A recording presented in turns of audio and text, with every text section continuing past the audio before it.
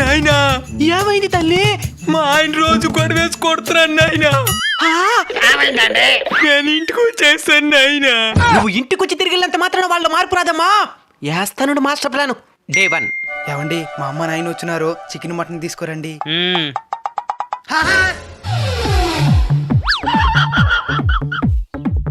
Day 2.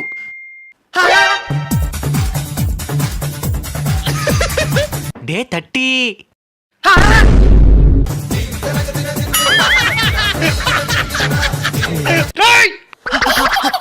ఇంకెప్పుడు పోతారా మీ ఇంటికా?